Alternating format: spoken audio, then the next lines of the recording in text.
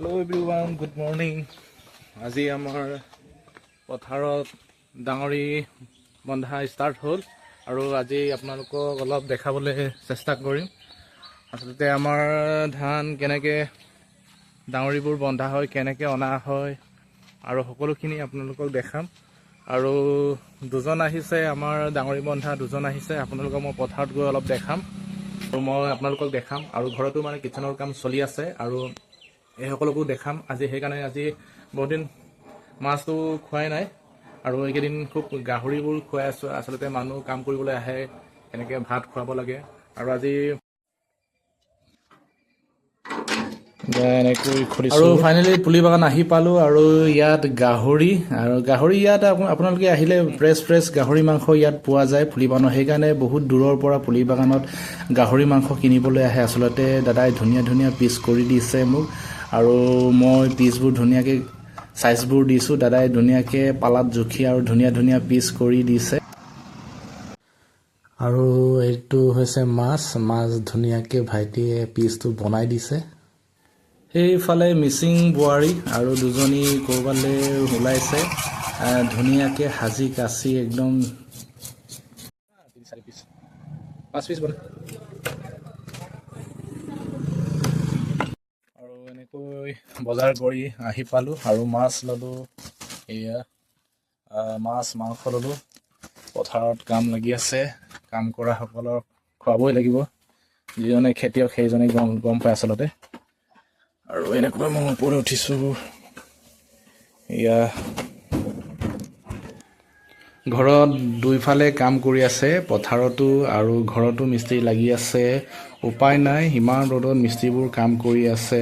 সঁচাকৈ দেই, খেতি কৰা বা কাম কৰাসকলে গম পায়। সেইবোৰ চৌকাত লগাই থৈছোঁ আৰু বহুত কাম আছে ঘৰত আৰু বাকী বহুত আছে আৰু অলপ আপোনালোকক যিমান পাৰে দেখাইছোঁ আৰু এনেকৈ সেইবোৰ হৈছে। আৰু ৰূপমে কিবা এটা কৈ আছে, অজয়ক কিবা এটা কৈ আছে, কেনেকৈ লগালে কেনেকৈ কি হ'ব সেইবিলাক আলোচনা কৰি আছে। আৰু এনেকৈ ৰডবোৰ টুকুৰা টুকুৰি কৰিছে মেচিনৰ দ্বাৰা। আজিকালি চব মেচিন আহি গ'ল। ফাইনেলি ঘৰলৈ আহি পালোঁ বজাৰ কৰি। তাৰপিছত এই দাদা দুজনে ডাঙৰি বান্ধি আছিলে আৰু বৰ্তমান ভাত খাই আছে নেকি, তাকে যাওঁ ওচৰলৈ যাওঁ।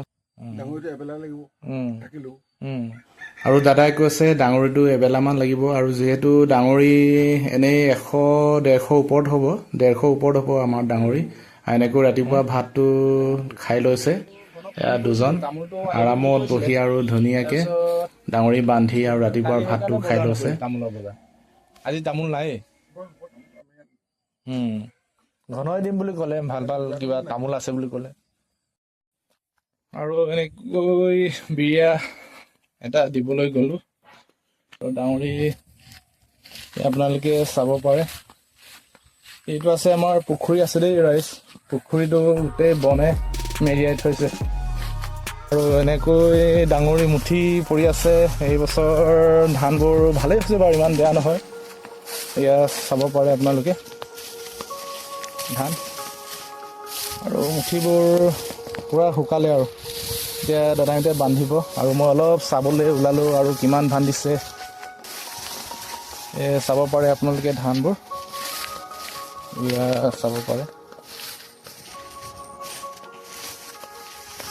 আৰু বান্ধিবলৈ বহুত আছে আৰু 100টামান ওলাব। আৰু এনেকৈ বান্ধিছে, বৰ ডাঙৰকৈ বান্ধিছে দেই, সেইটো ঠিকে আছে। আৰু এনেকৈ দেখালোঁ আৰু আপোনালোকে এনেকৈ বান্ধি থৈছে। আৰু ইফালে হৈছে বৰা ধান পকিবলৈ আছে। বৰা ধানটো পৰিলে দেই। আৰু এইটো কঠীয়াতলি আছিলে, সেইটো কঠীয়াতলিটো ধানটো ধুনীয়া হৈছে, বাহাদুৰ ধান বৰ ধুনীয়া হৈছে দেই। সেইবিলাক চাব পাৰে আপোনালোকে, খুব ধুনীয়া হৈছে। আৰু এইফালে বান্ধিবলৈ আছে আৰু সেইফালে দাদা দুজন ওলাই আহিছে ভাত খাই, ৰাতিপুৱা ভাত খাই আৰু ওলাই আহিছে। আৰু মই চাবলৈ ওলালোঁ কিমান বান্ধিলে, তাকে দাদা দুজন আহিছে। আৰু লাগিব 15 দিনমান লাগিব আৰু এইফালে দাদা আহি আছে ডাঙৰি কঢ়িয়া বোলে আৰু কেইদিনমান লাগিব আৰু এনেকৈ যদি বতৰটো ভালেই থাকে আৰু মাজত বৰষুণ দিলে আছেই ছাৰ এনেই এইবছৰ বোকা পানী কেনেকুৱা দে এই ইমান ডাঙৰকৈ বান্ধিব নালাগে নহয় অলপ সৰু সৰুকৈ বান্ধক নাই ইমান হিচাপত আৰু এইটো বেছি হৈছে মই গম পালোঁ আৰু ডাঙৰি কঢ়িওৱা ঢেৰ মানুহ কিন্তু বন্ধা মানুহে নাই কম আচলতে বান্ধিবলৈ মানুহে কেলে জানো টান পায় মানে কিছুমান নাজানেও ময়ো নাজানো বান্ধিবলৈ আচলতে আমাৰ ধানবোৰ লগোৱা হয় আমাৰ জেঠত লগোৱা হয় কিছুমানে কিন্তু আমি জেঠৰ শেষৰ ফালে আহাৰত লগোৱা ধান হয় আচলতে এইটো আছিলে আমাৰ স্বৰ্ণ মাচুৰি অলপ চাপৰ কিন্তু ধানটো ধুনীয়া হৈছে ধানবোৰ আৰু ৰঞ্জিত আছে বাহাদুৰ আছে দাদাজনক মই সুধিলোঁ দিনত বহুত ডাঙৰি বান্ধিব পাৰে বুলি ক'লে আৰু 100-150 তেনেকৈ অকলে বান্ধিব পাৰে বুলি কৈছে আৰু যদি আপোনালোকে এইটো ছিজনত ডাঙৰি বান্ধিবলৈ আছে আপোনালোকে দাদাজনক কণ্টেক্ট কৰিব পাৰিব আপোনালোকে কাৰোবাৰ যদি ডাঙৰি বান্ধিবলগীয়া আছে খুব ধুনীয়াকৈ বান্ধে কিছুমানে আকৌ বান্ধিব নাজানে মানে কি পাৰে কিন্তু বন্ধা নিয়মটো অকণমান বেলেগ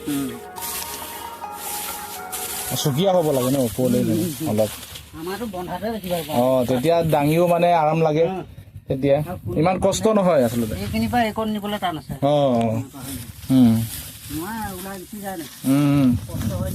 কষ্ট হয় এইটো বন্ধাটো ঠিক হ'লে একদম বেছি সোমাবই নালাগে অলপ সোমাই দিব লাগে আৰু স্প্ৰিঙৰ নিচিনা কৰি থাকিব একদম সেইটো হয় বাৰু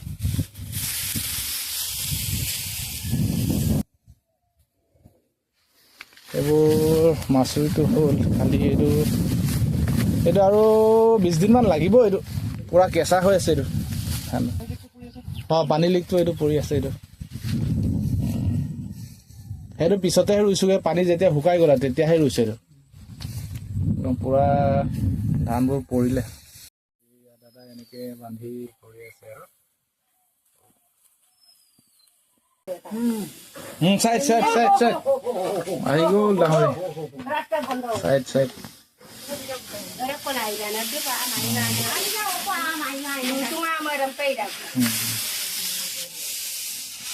আৰু মই আজি এনেকৈ ডাঙৰিবোৰ জাপিবলৈ আৰম্ভ কৰিলোঁ আৰু ভালকৈ জাপিলেহে আচলতে ডাঙৰিবোৰ বেছি ধৰিব জেগাত নহ'লে বেছি নধৰে থেংক ইউ ছ' মাছ